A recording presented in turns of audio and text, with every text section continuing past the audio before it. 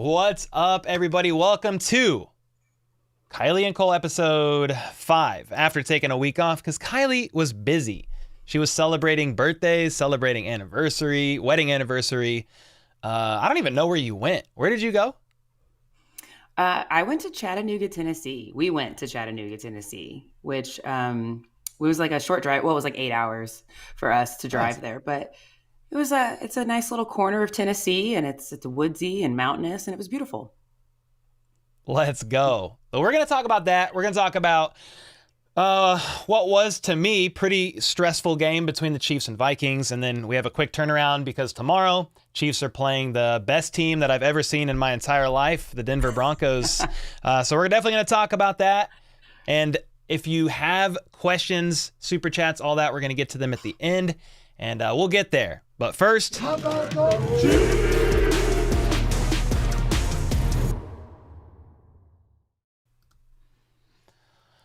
right. Let's go. Kylie, it's been 2 weeks-ish. Yeah, I think it's been 2 weeks exactly, actually. There's no ish about it. It's been 2 weeks, vacay. Yeah. There's a lot that happened for me, too. We got a puppy. We have a puppy that we're trying to sleep train and all that good stuff. So starting over, I feel like, so I have a 7-year-old, a 3.5-year-old girl, like not dogs, like humans. But I feel like we have another baby. We're starting over. So that's what I'm doing. That's where we're at in the midst of a season and trying to battle through all that stuff. It's fun though. Like, love the season. It's funny. The off season, it's like you're trying your best to figure out what to report on and present, and then during the season, you're like, well, what do I leave out, and what do I report on? You know, in an accurate, or what do I report on because there's so much overflow. It's like you just got to kind of choose. So there's a lot going on, but super happy to be here. And the Chiefs are 4-1, first in the West, first in the AFC, first seed right now. It's early, doesn't really matter at this point in time just yet, but it's, with all the struggles and things that people have been complaining about, there's a lot of bright side to the first 5 games of the season as well. Yeah, absolutely. I do feel like, to your point, we kind of went 0 to 60. Like, you go and you're in the off season, you kind of, you're slow getting into training camp, and you want to be excited, but you're not sure what to be excited about yet. And then you get into the season and it's like full fledged, so much going on, so much to talk about with not only our team, our favorite team, but of course around the league. I do want to say, I really think it's time, or at least sometime soon, your dog's going to have to make a cameo on the show. For sure. The problem is co-host. The problem is this dog like goes to bed, like sleeps like all day and like all night. So I think the thing might be, I don't know if it's sleeping yet, but it might be soon. Or I say it, but Casey, Kaci.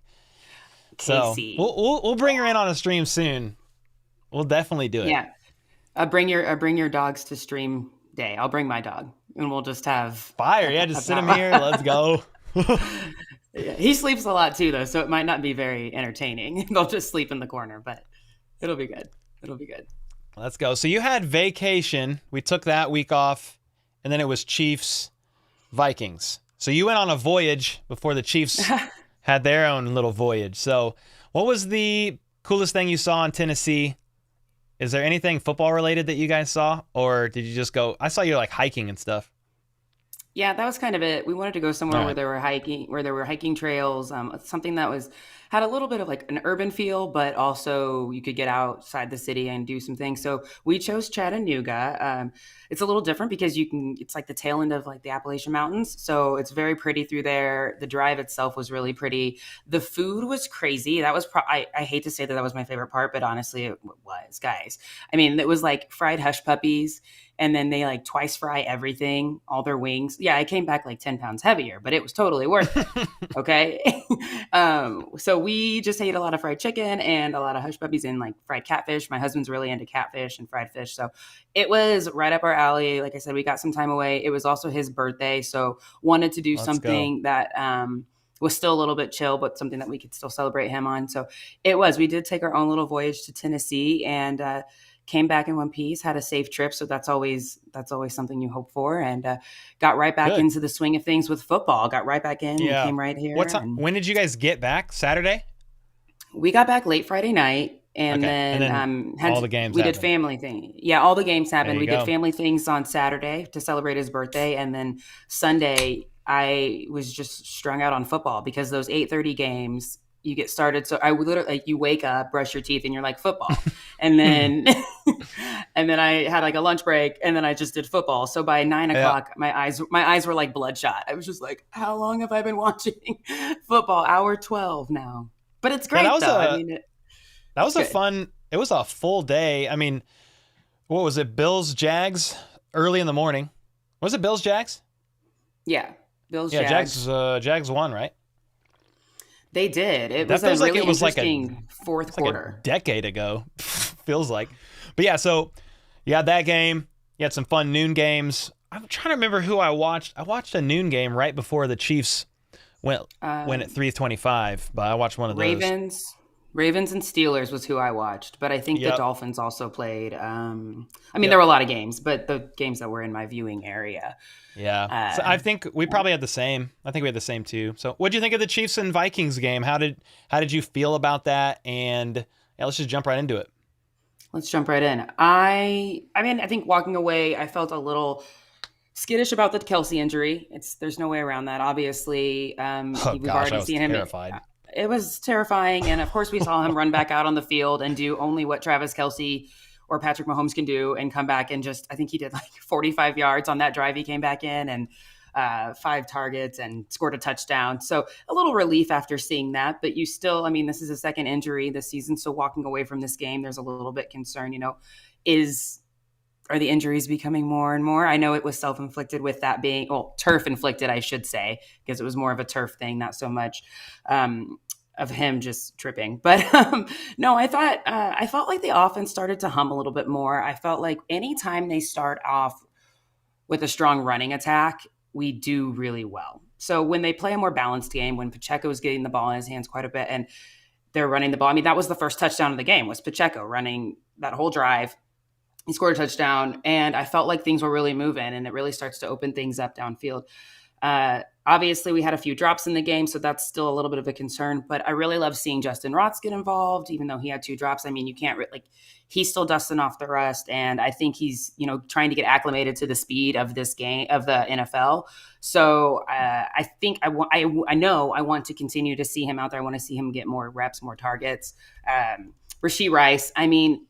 It's really crazy. Do you think, is this the most productive rookie we've seen in an Andy Reid offense? Rashee Rice? Yeah. Yeah, he's on pace to be one of the 6 rookies in Andy Reid head coaching history to peak over 550 yards from scrimmage at their rookie year. So he's kind of on par for that, and he's trending even upwards. I will say this, we could talk about the injury report if you haven't seen it.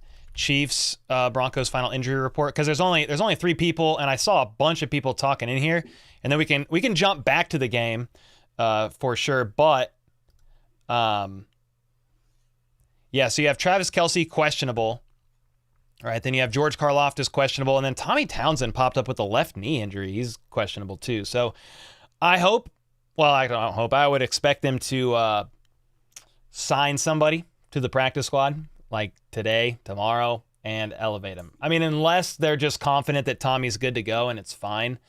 But the reason why I went to the injury report real quick is because we were talking about Rashee Rice. If Kelsey plays and the Chiefs go up super early, I would predict they ease off on him pretty quickly and Rashee Rice is going to feast. If it's a close game, maybe Kelsey will battle through. Or maybe he's listed as questionable and will dress out, and we don't see him very much. I mean, there was a report from, I just saw it right here. Jordan Schultz said, Chiefs Travis Kelsey listed as questionable, is expected to play Thursday night. So he will be playing. I guess just the question for me is how much will Kelsey be playing? But I'm definitely excited just for Rashee Rice and how he's progressing. He's got to clean up the drops. I mean, a bunch of those guys are. You've got 2 Chiefs receivers that have the highest drop percentage in the NFL. It's Rashee Rice and Kadarius Toney. And Kadarius Toney hasn't even dropped a pass in weeks. So that's not ideal. But then Rice has a pretty big drop percentage too. He's been targeted 6 times, dropped 3. But, Andy Reid and Mahomes both said, well, the only way to really work those guys in and see what they can do is just to keep going. Like, Ross needs more game reps. I mean, he barely has had any. And Rice is looking better. He's dropping less. And so, just keep him going, keep him firing. And also to piggyback on what you said about Pacheco in that first drive, I think it was the first drive. If not, it was very close to when he ran a play out of Wildcat. He ran a play out of Wildcat and almost scored. Yeah. Direct snap, got to the half-yard line and almost scored on that. He ended up scoring anyway, but that was a pretty fire play. Something that I'm intrigued to see because they've had a bunch of plays recently. They had Kadarius Toney and Wildcat. I think they've done a play with, I don't know about this season, but they've done a play with McKinnon and Wildcat. They've done a play with Pacheco and Toney, Kelsey. Like, all of them have done some Wildcat plays. They've all been handoffs on RPOs, but I think they're setting up a throw. Just spoiler alert. They're setting one up, baby. I don't know who's going to throw it, but one of them are going to throw that freaking ball, and we all are going to be like, ooh, dog it. So. Oh, man. When that pans out, it's going to be really something special. I'm still waiting for the behind-the-back pass from Pat, though, too, but I think we got to worry about catching the ball before we can even think about throwing passes behind the back, as much as I think we would all love to see one. No, I think, like you were saying, Rashee Rice has had an issue with drops, but this last game, he didn't drop any. So I do think, I think he's getting better with that. And I do think, Toney had a really rough first game with the Lions. So that percentage is strictly probably based off of those first couple games. But I do think he's getting better. I have some concerns, and I don't want to voice them too loudly because I know it's kind of going through Chiefs Kingdom right now. But Sky Moore, where is he? MVS, where is he? They're both getting a lot of snaps. So to not have very much production from either one of them is a little concerning, especially when you see someone like Justin Ross go out and have the production. I know he dropped 2, but have the success that he has right away. And then, of course, Rashee Rice, you just makes you wonder what's going on there. Like, what are your thoughts on that? Michael said, where are you hearing Ross has 3 drops? He has 3 drops on the season. A couple of them were contested, but he had 2 last week. But to piggyback on what you were saying, I was definitely intrigued that Justin Ross ran 6 routes in the game against the Vikings, and he was targeted 4 times. He was targeted 4 times on 6 routes, dropped 2, obviously caught the first 2. The first one up the left sideline was fire. It was a play they worked on and was designed for him, so thought that was pretty cool. But I'm kind of with you. Where is Sky? I don't know where he is. I mean, he's had top 2, top 3 routes run of any wide receiver or any route runner on the team, and 2 games has been nothing burgers as far as catches and yards. So I think it was maybe week 1 and maybe this past week. I'm going off the top of my head. Regardless, it was definitely 2 games. So I'm kind of with you. Where's Sky? And what the heck is going on? Because Rashee Rice is definitely showing more rapport with Mahomes way quicker. So. Yeah. And I mean, I saw a couple clips from the Vikings game, and it looks like there's a couple plays where Sky's just a little lost. He's a little out of position. He is getting separation, but if he's still confused, if he's running into other receivers when they're doing their routes, which I think is what I saw. I think it was Noah Gray who he ran into, and you could tell that there was frustration. You're talking about on that drive right before half, that play right before half, before the field goal. Yes. Yeah. And I mean, you just can't have that. And like you were saying, if Mahomes doesn't trust that he's going to be in the right position, if he isn't going to catch the ball, if he's not going to be able to get separate, those are all things that if your QB can't trust you, he's not going to throw to you. But in that same breath, we can't have him out there if he's not going to be thrown to when there's other guys on the bench who can produce. So I think that if there's a place and a time and a place for him to get right and really prove something, it's against this Broncos team. I will say, I said the same thing with the Bears game, and I know we had a strong showing with the Bears game, but then it was like another lull. So consistency. Yeah. Did you see this? Did you see this tweet from Justin Reid right before we went live? You see this? No. Wonder what tomorrow's weekly The Refs Cheated moment will be. He tweeted that out. I love Oh it. no. I just said, what I did I say? Don't absolutely worry, love they'll it. find one thing. They'll find one and complain about it for days. So I actually, tonight's video that I'm dropping after this live stream, I went down like a 2 hour rabbit hole today looking up all kinds of stats about the Chiefs and how often they've been flagged compared to other teams, not only throughout Mahomes' tenure as a starter, but this year, and how many times the Chiefs have been flagged in the fourth quarter compared to other teams. And yeah, definitely some interesting results. It's not as rigged as the mentally malnourished would proclaim it to be, but definitely some interesting findings. We'll drop it after that. But if players like Justin Reed's tweeting out about it, you Oh, know, it's a thing. Yeah. they're seeing it and feeling it too. So I mean, they are the third most penalized team since 2018, and yeah, they're out penalized on average 10 flags this season compared to their opponents, 70 yards, and in the fourth quarter they're flagged I think 2 or 3 more times in the fourth quarter. And Jawan Taylor is the most flagged man in football. He got 0 flags last week, but he still leads the total by 3. So it's So right crazy there, out here. yeah. So right there, that they were targeting Jawan Taylor. Obviously, that was better last week, but It I think was, it's yeah. really frustrating because we heard like all last season. They're like, oh yeah, you can't call a flag there. You can't call a flag there at the end of the Super Bowl. You can't call a flag. You can't call a holding there. But now Yeah. that's what they're wanting a PI call on Snead at the end of the Vikings game, which by the way, it was not.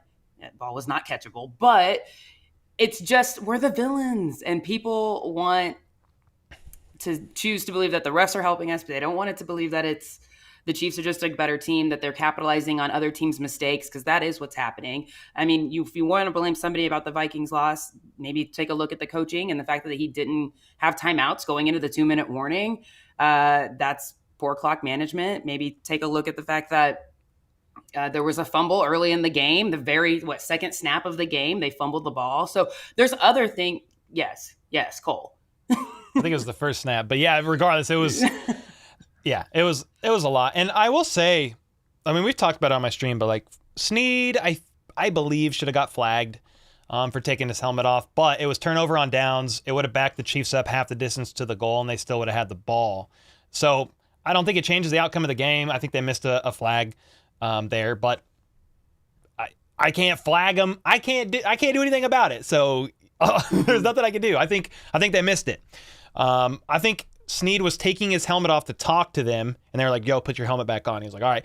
It's not like he ripped it off and was being a lunatic. So maybe they were trying to show him a little bit of grace, but it kind of backfired, and I kind of just wish they would have freaking flagged the guy. But it's okay. Chiefs got the dub. It was a lot closer than I thought, but at the end of the day, the Chiefs made it happen. They had 3 drives in the middle of the game. So we talked about this, but Kelsey got hurt, but they had that drive. They finished it, scored a field goal. The first drive of the second half, they drove 75 yards for a touchdown, no Kelsey. Then Kelsey came back in the next drive, and they went all the way down the field, and Kelsey caught 5 passes for 45 yards and a touchdown. So they scored 17 points in 3 drives right there, which I hope we keep seeing. I would like that. I would like that a whole lot. But with that being said, they ride the waves of another W. They go to 1-4, but now we'll just switch gears. They're going to play the Broncos, who they've been beating for a while now. It's 15 in a row. I titled on the thumbnail, can it now be 16 in a row? The Broncos quite possibly have the worst defense I've seen in a very long time. I'm not going to clown them this whole stream because it's a division opponent. Both games last year against the Broncos were 1-score games. You talk to everybody, coaches, so Andy Reid, the coordinators, Mahomes, everybody. They're like, hey, we don't care about the streak. We just want to come in and win this game. It's a division opponent. We can't take them lightly. You can't sleep on them. But with that being said, and Russell Wilson in the offense, we'll talk about that in a minute, but they're actually doing pretty well. Mm-hmm. However, their defense, it's not doing well at all. You want to give some thoughts on that before we switch over? I honestly I'm surprised to see that their defense has taken a step back after last year. I felt like that was sort of, it's really wild. Yeah,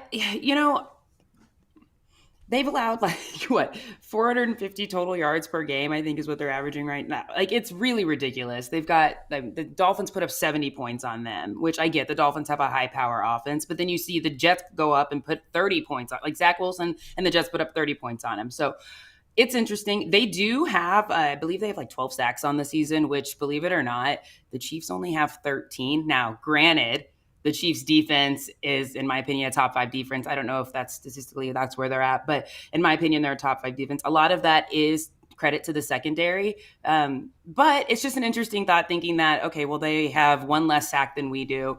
So their D line might be something to look at. I know, they got Nick Benito, that linebacker, who I actually was really high on when he was coming out of the draft. He's got a few sacks for him. So they are getting sacks through blitz, but I don't know. Our offensive line, I think, is going to be able to handle them. And, Pat's just going to slice and dice their secondary. It's going to be interesting. Speaking of the D-line, the Broncos have 3 defensive linemen out. Defensive tackle DJ Jones, outside linebacker Baron Browning, and then a familiar face. Outside linebacker Frank Clark, who is out with an illness. He's not playing either. Part of me thinks... I'm just going to be straight up. I'm just going to be straight up about this. I think Frank Clark gives 0 Fs about the Broncos. He signed, he's got his money, but I think he sees where they are in the season and he's like, I don't want to play against my friends. I like them. I do not want to help this team even attempt to win this game. My stomach freaking hurts, dog. And I'm not even saying he's lying because he deals with chronic stomach issues, but like he's already ruled out due to illness, and it's the day before, but I'm just like, Frank Clark, at least with the Chiefs, most times he was listed as questionable, and he played. Now, maybe it's different. Maybe he has the flu or something, and it has nothing to do with his stomach, but part of me's like, part of me thinks Frank Clark is just doing us like a mini solid. Like, I'm not saying if Frank Clark played, the Chiefs would suddenly lose, but Frank Clark might be like, yo, love you, KC. I ain't playing in this game. It makes me wonder if he's not going to play this game. Will we see him in a couple of weeks when we play them again? And he's just, postponing the inevitable. But to your point, over the offseason, when they spoke to him and he was like, I've been on a winning team. I've been on a successful team. And he was like, this isn't it. Like, we have a lot of work to do. We're not that team. So I feel like, to your point, he's already kind of recognized that this is not that successful defense team that he was on before. It's going to be I'm glad he's not playing because it'd be really hard for me to see him in a Broncos jersey. We might see him the next time, but still, dude. Ugh. I still have so much love for Frank Clark. Like, I think a lot of people was floating around, like, release him and the Chiefs will come and take him. But I don't know that we need him back on the team. But if he wants to just come and hang out, like, I love Frank Clark. And his energy and his post game pressers were always electric. So still got love for you, Frank. I hope you get better soon. Glad you're not playing though, I guess, because that would be difficult for me.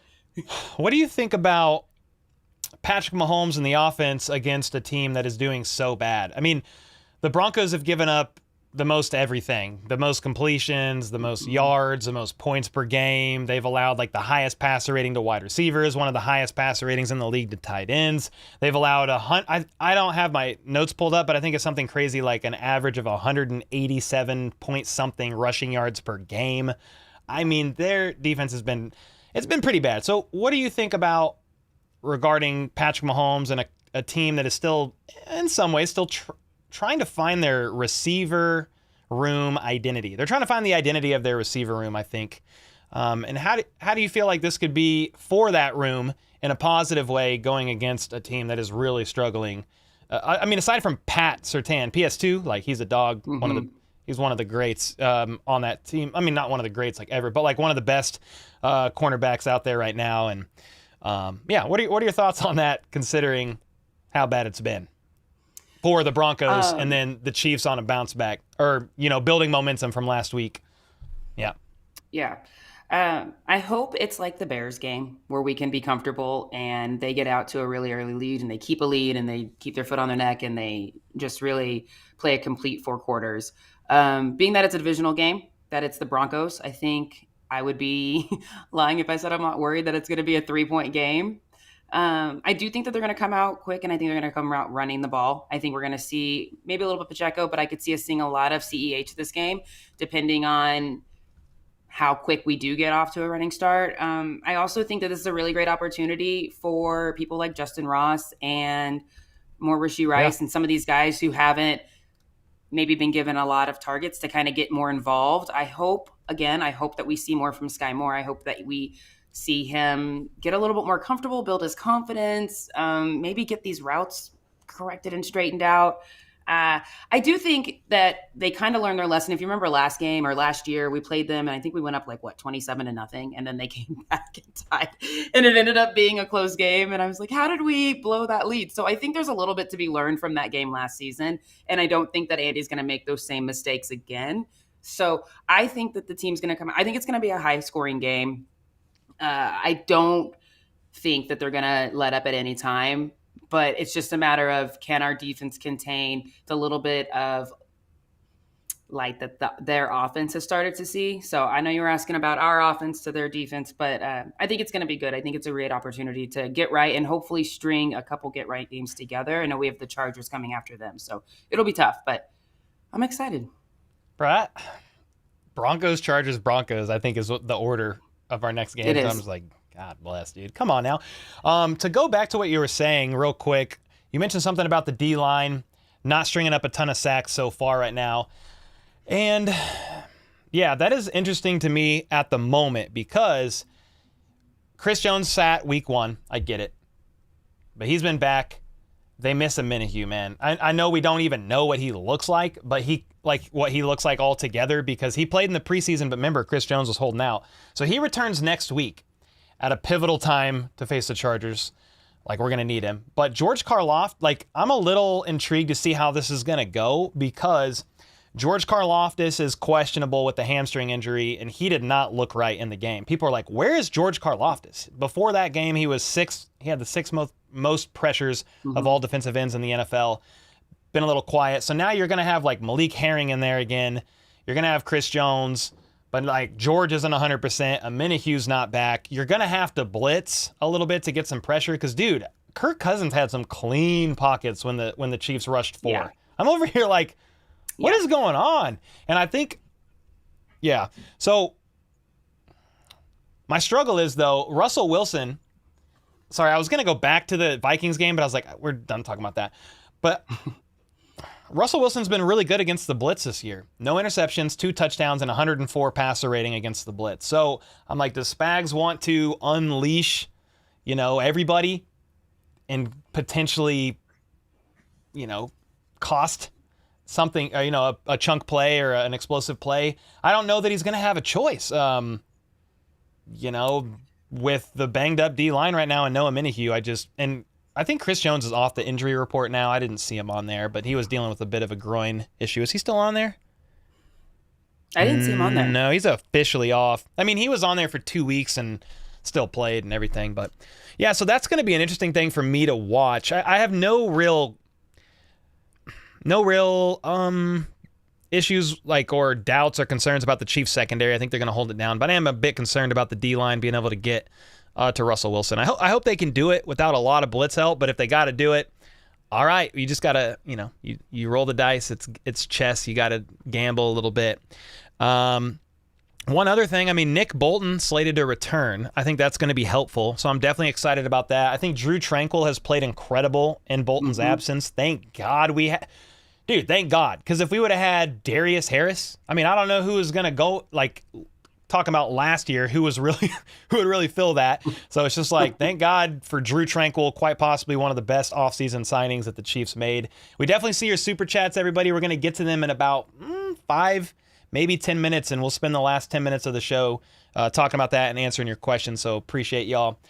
Do we want to flip? I guess we've kind of talked about both sides a little bit. If you have any other thoughts about this game, would love to hear it, and then we can go into predictions because the game's tomorrow. I don't know. I'm just really curious. Sean Payton talked a lot of crap coming into this season, and the way that Nathaniel Hackett and the Jets kind of were like, who's laughing now with that last game? I thought that was like I wanted to give it up for Nathaniel Hackett because I just felt like he deserved that Yep. moment. And I don't know. It'll be interesting. Things don't look good in Denver. I understand that their offense seems to be doing a little bit better, but to your point, their defense is not good at all. Vance Joseph doesn't seem to have any control over what's going on with that defense. Nope. And it seems like there's a lot of turmoil on the sideline. Like I was looking at some clips and some videos, and Sean Payton and Russell Wilson don't seem to be seeing eye to eye. I think the way that Sean Payton approached the season altogether, he was like no hats and no sunglasses and no this and no that. And I don't know if he has the respect of, you know what I mean? Like he was like coming in, like swagging his finger. Anyways, I don't know if he has the respect of that locker room. So it's going to be, and they have something to prove. They have nothing to lose going into this game. So I do think we're going to get their best game, but I don't know. That's my only other thing is it's going to be interesting to see how Sean Payton plays this.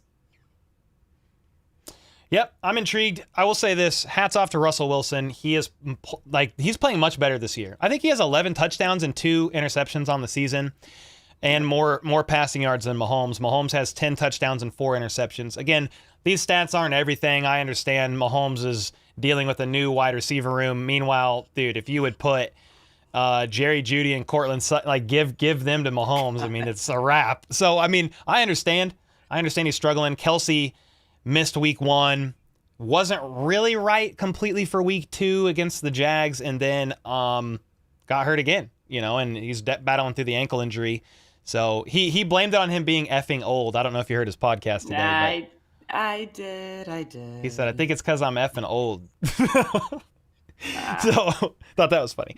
But even with all that, yeah, go ahead. Sorry, go ahead. He's just no, you're good. He is tough as nails. He is tough as nails. Like I wasn't expecting him to come back in that game at all. Like I think we were all like, is he going to come back in? Is he going to come back this week? Is he out for this? I was terrified. Like, worst case scenario. And he came back in, and they were actually like shooing him away. He was trying to get on the field before they even put back in. And they were like, no, like you're not coming. No, not yet, Travis. He tried to sneak in, yeah. Yeah, he tried to sneak in. So I didn't think there was any chance he'd be missing this game after seeing the way he was so eagerly trying to get in last game. But just wanted to give a shout out to Travis Kelce for being gutsy and having heart and having some grit there. So anyways, go on. No, you're good. Yeah, I think the Broncos average like 24 points a game right now. Their defense is giving up some ungodly number, 36 points a game or 34. I mean, it's a lot. It's kind of inflated by the Dolphins game.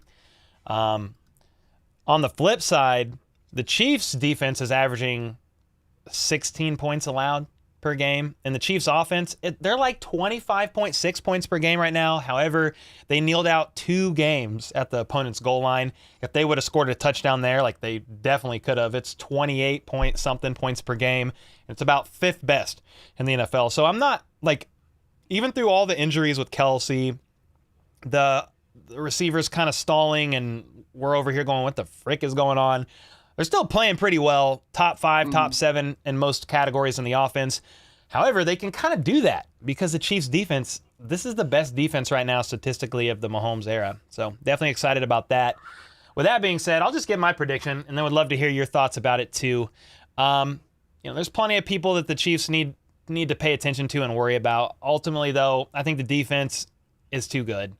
I think Spags is going to handle it. I think on the flip side, Chiefs offense is going to abuse the defense a little bit. So I'm going to roll with Chiefs 30, Broncos 17. They keep the Broncos around their average that the Chiefs allow in a game, or roughly around 16. So I said 17-30 Chiefs. I will say this. I read a Broncos Wire article from USA Today. I read it today, and I was like, I wonder what he's a full-time writer, covers the Broncos. I wonder what he's predicting. He said like 41-10 Chiefs. So maybe I'm being way too conservative. So I'd love to hear your thoughts. Yeah, I mean, I know their offense has been a little bit better, but I still think Snead and McDuffie, honestly, maybe I'm biased, but I think they're the best cornerback tandem in the league right now. And I think they're going to lock down Marvin Mims and Cortland Sutton. I do think our defensive line is going to have to figure out a way to get pressure with 4 and see what Spags will dial up. Yeah. But with Nick Bolton being back, I think that's going to help. Yeah, right. But no, I think we're gonna score a lot of points. I'm gonna say the Chiefs go 35. We'll say 35 to 20. All right. 35 to 20. I think we win by at least 2 scores. Comfortably. And on the flip side, how do you get to 30? Dude, have you guys not seen these Chiefs games? The Chiefs just got a safety. We'll figure out how you get close to 30. Trust me. Don't worry.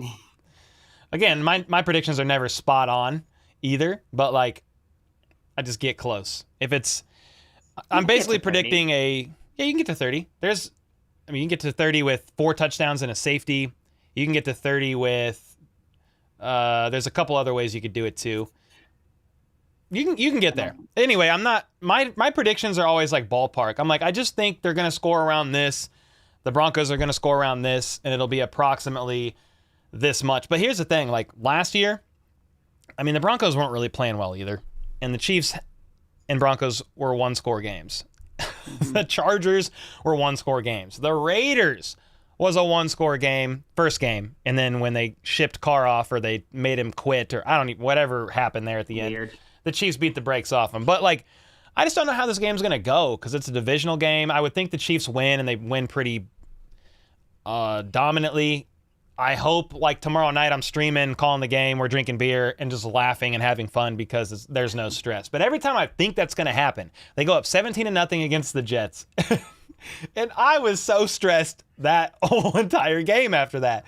So we'll see. You said 35 to 20? I'm going to go 35 to 20. Yeah. At least 2 scores. But I mean, like on paper, we should blow this team out of the water, but it's a divisional game. It's a Thursday night game. We've got injuries. I hope I'm not biting my nails sitting here with the last minute of the game thinking, oh my gosh, why do they do this to me every week? But yeah, that might be the case, guys. Just know that might be the case. Exactly.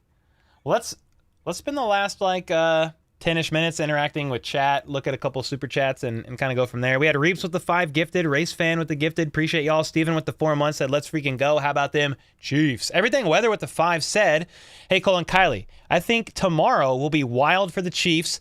Probably will be shockingly close, to be honest. Score predictions, minus 21 to 31. That's not shockingly close, Weather, at the end of the day. Like a 10-point game, like that's not shockingly close, but like closer than some are predicting for sure. So yeah, I guess we've kind of already talked about that. It could easily be I could see ways it could play out, and we're just like, God dang it, dude, it is another 1-score game. Like, what are we doing? I would prefer, yeah, go ahead. I would just prefer the Bears game. I would prefer the Bears scenario. Mahomes is pulled in the third quarter because it's done. I would love that. We have a tendency to get ahead and then kind of fall asleep. And I hope that that's not what happens. I hope that we can keep our foot on the pedal and keep the momentum going and not fall asleep. But yeah. No, exactly. Somebody said, are the Broncos offensive linemen starting? I mean, if you just look at the injury report, there's only, I think, one, their center on here. And he was a full participant Wednesday, which was a walkthrough for what that's worth, and has no designation. So he's the only one that is on the injury report, and he's probably playing. So I don't know if that helps you with your answer or not, but that's kind of what that looks like for the O-line. We also have Chiefs Forever. Oh, with the member upgrade. Let's go, dude. Appreciate that. Reeps with the 10 said, main thing I wanted to ask was, I know Mahomes throws to who he trusts, but at some point, do you think he needs to take chances to his receivers instead of throwing sloppy passes to Watson or Kelsey?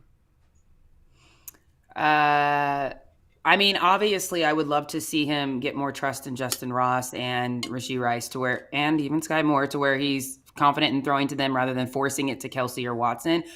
But because of the history this season we've had with drops, I don't blame him for not wanting to go to Tony or even Rice in certain times when we need to move the goalpost. Like that's a hard one. And it's also frustrating because we know how hard he worked with this wide receiver core in the offseason. So for this to be where we are right now is a little frustrating with the whole question of whether he trusts them or not.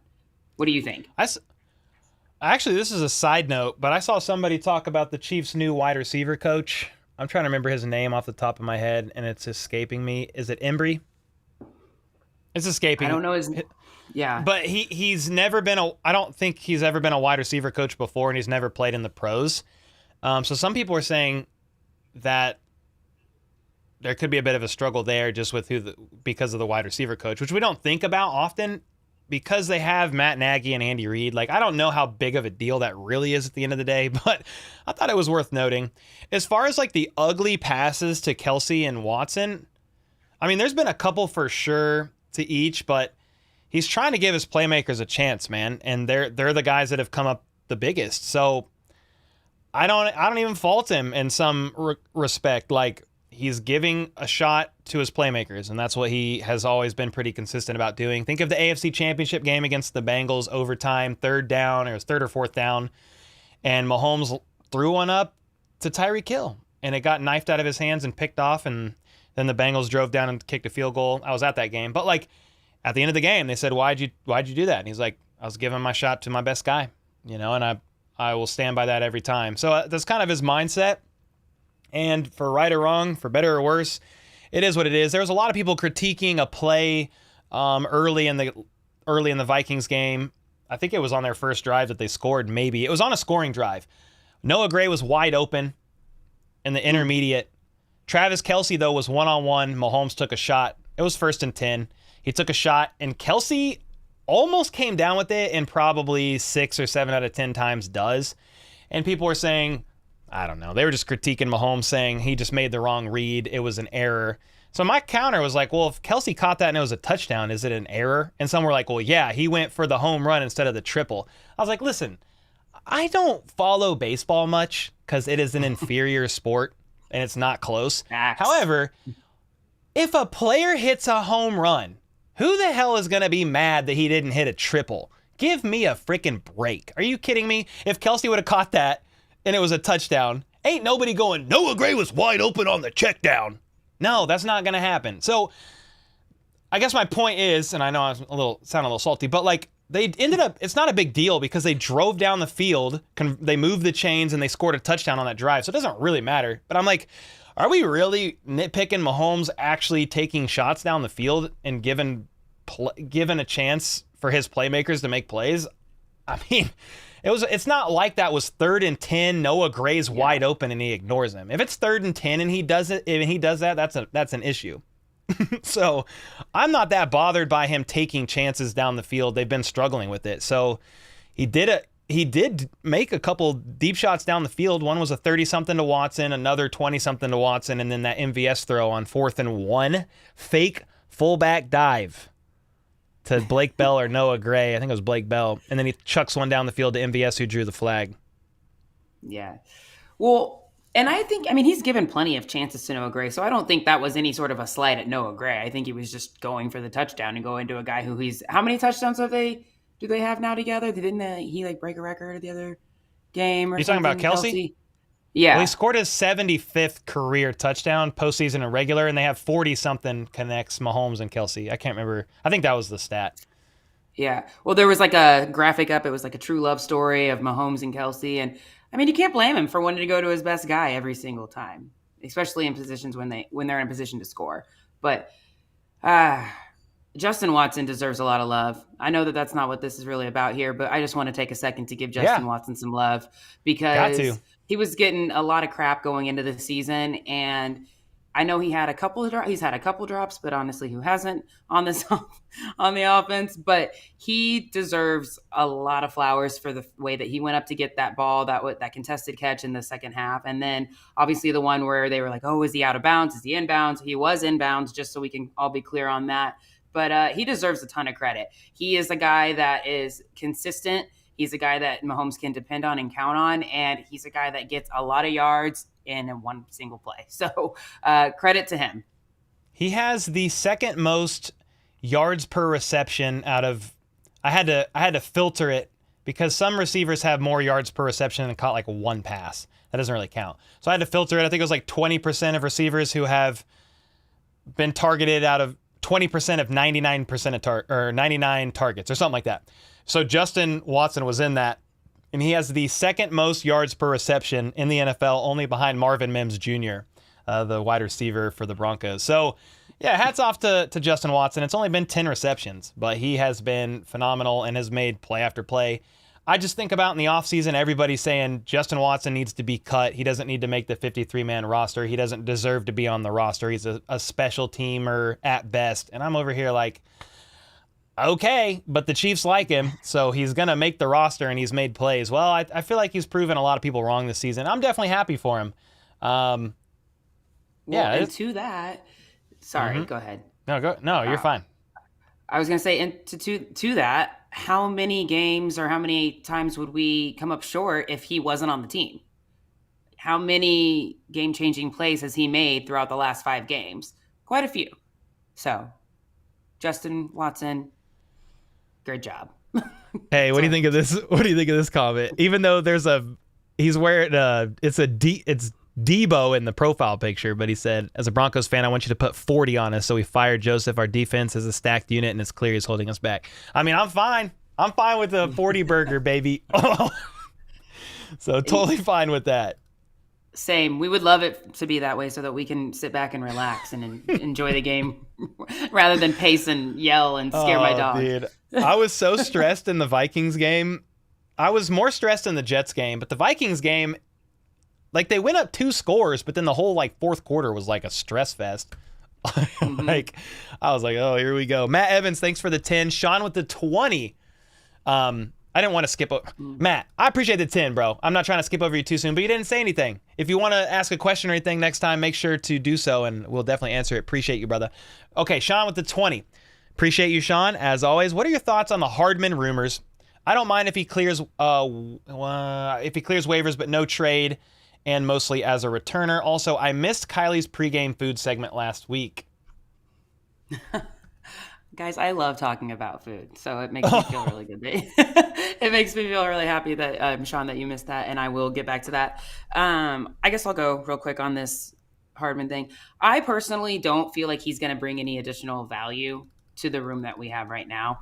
I get that he knows the offense. I get that knows Mahomes, but even with them playing together for as many years as they did, they were still off last year. There were still times when I felt like, where Hardman wasn't running the right route, or he would run around and Mahomes would overthrow him, or it was too short. And so I just don't know that he can provide the value that we are missing right now, which in my opinion is more of that deep ball.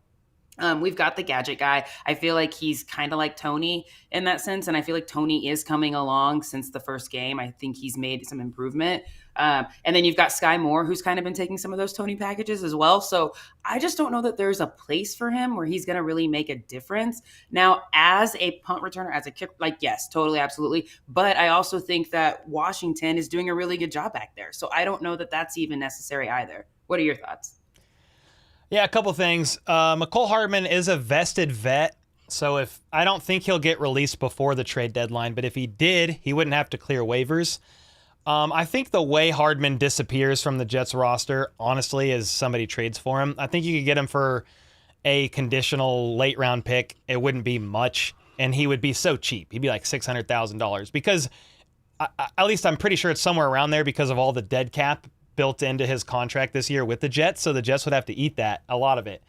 But the only way Hardman makes sense to me is Montreal Washington gets waived and goes back to the practice squad, and then Hardman is their dedicated punt returner and kick returner. Where that actually gives you some benefit is Montreal Washington, as of right now, literally doesn't know the offense. Hardman could pick that up pretty quickly, and where they did use him effectively last year before his injury, he was one of the biggest red zone threats for the Chiefs. It was in niche ways that you used him: jet sweeps, bubble screens, quick passes. He was lined up in the backfield, so kind of like kind of doing what Tony does. But dude, Hardman scored 3 touchdowns on jet sweeps against the Niners last year. I don't know if you guys remember that or not, but like, he was one of the biggest red zone threats before getting hurt. So the only way that makes sense to me is if he kind of is able to handle the kick and punt returns like productively and in a non-stressful way with no muffs, because Montreal Washington is really doing a good job with that. But I'm just saying, like, that's the only place I see where McColl would be. I also saw somewhere that somebody said it would be hilarious if the Chiefs traded for Juju. You could get him on a discount, which would be so funny, but his knees are kind of shot. I get it. But like the report Juju was almost instantly able to build with Mahomes is like, we kind of slept on that and just assumed like, oh, Juju's gone, it's fine. Sky's going into year 2, like he'll have the rapport. I mean, Rashee Rice has more rapport with Mahomes than Sky right now.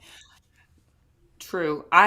And again, with this Juju thing, I've seen a couple of people say, let's bring him back. But I do feel like that would hinder the growth of Rashee Rice. And I would rather see them continue to build on what they've already built with Rashee Rice rather than bring someone in and then he gets less snaps or less play. I think we've got some young guys. I think we're starting to see things come together. And I just don't want to bring Juju in and then we take a step back again. And they didn't, like you said, his knees are a little shaky, and they didn't offer him a contract last year. Or they didn't offer Hardman a contract. They didn't offer Hardman a contract. Yes. But they didn't offer Hardman a contract. We have no confirmation of that, I don't think. However, when Hardman was asked about it at his intro presser with the Jets, he said, I don't know if they offered me a contract. I'm over here like, what the hell? What do you mean you don't know? Yes, you know. I think that means he does know. Yeah, I think that means he didn't. But some people, and we'll move on from this, but some people are like, well, why would the Chiefs want Hardman now when they didn't want? Here's why. You could get him for $600,000 and a late round conditional pick rather than a 1 year, $5 million deal. So I'm just like, that's why. I don't think they're going to, break off the door and the windows to try to get him. Like, I don't know if they're desperate for that. I'm just saying, like, it was intriguing and we were asked about it. So it's all good. Reaps with the 10 said also Mecole Hardman's tweet has been interesting about his situation. I would need to go look that up. I haven't seen it. But he said, but didn't mean to sound like I was complaining about Mahomes trying to make plays. No. And I wasn't even complaining about you, Reaps. I'm just like, dude, we are so spoiled in Chiefs Kingdom. We be complaining about the weirdest stuff. So I get annoyed by that sometimes. I'm like, we be complaining about the weirdest stuff. And Mahomes is still the fourth highest graded quarterback in the NFL per PFF. He's the fourth best QB in EPA per play. Like, the Chiefs are 4-1. Like, he's still favorited to win MVP right now early, and then another site, I think it's Bet Online, has him second behind Brock Purdy. So I'm like, I'm not saying he's going to win MVP. I'm just saying it's not really that bad right now. They're going to start clicking. Who is it is the question. What receiver and how? And then, yeah. Yeah, it's so funny because we're 4-1 and we're like, oh, the offense, like, I just don't. We need receivers, but like, listen, I'm victim of it too. I do it too, guys. But there has been struggles in the wide receiver room, so it's definitely a valid point to bring up, being like, yo, it seems like Mahomes is not seeing guys get open. Like, I think there's some valid concern there, but I do think Andy Reid, Patrick Mahomes, like, they're going to figure it out as the season moves along. And even Matt Nagy said, look, we're rotating a lot of guys in. We're seeing who has what. And as the season moves along, we will start to figure it out and we'll start firing on all cylinders. Remember last year, they lost to the Colts. It was a 1-point game to the Chargers. I'm talking first 4 or 5 weeks. I mean, we were having some similar concerns. Well, Hill's gone, Juju's not being that. But, dude, after the first 4 or 5 games, they really started picking it up. So I think they'll start to figure that out again. Matt, thanks for the 5 who said Kylie is an awesome addition. Keep it up. Appreciate you, Kylie. Thank you, Matt. Thanks, Cole, for having me. That's always. Oh, I hit a nice sound effect and it was muted. I had this hit for you. And I don't know if you can hear that or not. No, I heard it. All right, good. Doc Clay Van Owen. Last question, I believe. He said, buy HBTC coffee. It's the official stimulant of the world's champion Kansas City Football Club. I hear it, at least, people are saying. Doc Clay Van Owen. Appreciate you, man. Explanation Point Coffee will definitely get you linked with the HBTC blend of Benchwarmer Brew. I've got a blend of coffee through Brandon Perna's coffee company. So, heck yeah, man. Appreciate that. Hold on. Do you really? Yeah. I've had it for a little while. I had no idea. I'm a coffee drinker. I'm going to have to try this. I'm going to have to try it. Ooh. Yeah, I'll show you. Right here. HBTC blend, 26 reviews, 5 stars. Come on now. 5 stars. I gotta get over. Come on now. I paid everybody to leave a review. A 5 star. I'm kidding. I have no idea who leaves reviews ever, but yeah. So coffee. All right. Before we wrap up, so tomorrow's Thursday night. We've got. I know Sean was wondering. We got to talk about food real quick. I got to bring it up. So I'm not cooking. I'm not cooking tomorrow. It's I got to work until 5 and then the game. And so it's just a lot to kind of cook. You're ordering something though. We're ordering pizza and we're really excited about it, but I need, and maybe I'll ask someone else, but we're always looking for, I like to know what everybody's favorite pizza is. I know it's different depending on where you live and everything, but, I think right now we're looking at Domino's. This is not an ad for Domino's, but I think that's what we're looking at. But I also really like Pizza Hut. We've got some local spots here in Springfield that we like too. So that's what we're doing. We're going to get pizza. We're both, me and my husband are both really, really excited about it. It's almost like a slumber party. We're like, pizza. So that's what we got going on. Cole, I know you have to do your live stream, so you probably won't be eating. But I'll eat before, but yeah, game days are different for me now. I always have like pre-game jitters. I don't eat a lot just because I don't know. It's partially because I'm a Chiefs fan and I just get nervous before a game anyway, but then I have to go live and I know I'm calling the game and I got to be super locked in. And but I will say this, we love pizza. So we have a Minsky's here that we love to get pizza from, and we also just do like frozen pizzas sometimes just because, we do even more than frozen pizzas, which we do get from Costco once a month as like an emergency. But we do Papa Murphy's like all the time. I don't know if you do Papa Murphy's ever. It's take and bake though. So you can't get it delivered and just eat it. You have to bake it. But like it's fresh. We love Papa Murphy's a lot. So that's what we would get. I like Papa Murphy's. That's a good one. They do like $5 pizzas on Fridays or something. They have some really good ones, man.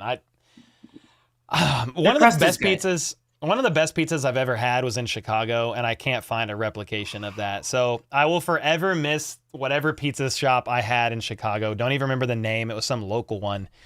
It was the best pizza I think I've ever had in my life. But yeah. Was it deep dish? It was a deep dish, yeah. It was so good, though. It was weird. It was kind of soupy, but like it was just so good. That's just how they do it. Chiefs Forever said goodnight, Cole and Kylie, and he said, where do you get your shirts? BreakingTea.com. If you exclamation point Breaking Tea will get you there. We have so many Chief shirts on that site. I'm just an affiliate with them, so like if you click the link in the description, I get a 10% kickback. It's not, I'm not like partnered or anything like that. But yeah, Breaking Tea has a lot of cool shirts. The Creed is Good shirt, the Know Your Role shirt of Kelsey that I wear, the Grim Reaper shirt, the Big Red shirt with the Andy Reid cutout and all that. That's all from Breaking Tea. So heck yeah. Well, Kylie, I know we had to start a little bit later because I was working on tonight's video, so thanks for your patience. And I know you got to get off here, but I just know I appreciate you. This is episode 5. We will be back next week, hopefully after a long, nice, chill weekend watching football after the Chiefs get a dub tomorrow night. Walton's Pizza is good. You're right, Matt, with the 5. You said Walton's. Walton's Pizza is definitely good. So is that local to Kansas City? Pretty sure. I've never heard of Walton's Pizza. But unless he's talking about looking into. The closest one is in Yeah. I was like, I know I've had it. It's in it's in Kansas City. It's like it's in Lee Summit. 291. Wait. Am I tripping? Maybe I'm tripping. Where did it go? Walton's. Maybe I'm actually tripping. Yo, ENG 130 with the 50 bomb. What the heck? And became a member.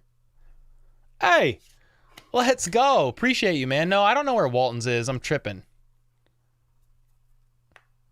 I don't know. He said Walton's and then he said good night, everyone. Is that like the Waltons when they say good night, everyone? I don't know. Oh, maybe he did. I was thinking Walton's Pizza. And then you said it was pizza. I was like, oh, I have to know. Yeah. This is how you know I've been working for 13 hours already today, and I still have more to do. I'm over here, like, assuming he's talking about pizza. God bless America. Oh, heck yeah. Well, dude, let's go. Appreciate you, ENG. Thanks for the 50 bomb, man. And Matt, appreciate that. Everybody in here. Well, Waldo's pizza is good. Yeah. Waldo Pizza. Shane said LMFAO. Yeah, everybody spam dillweed in chat as we get out of here because I deserve it for that. So anyway, Kylie, appreciate you. And until next time, everybody, thanks so much for all the comments, the donos, the memberships. And let's go. Let's freaking go. How about those cheese?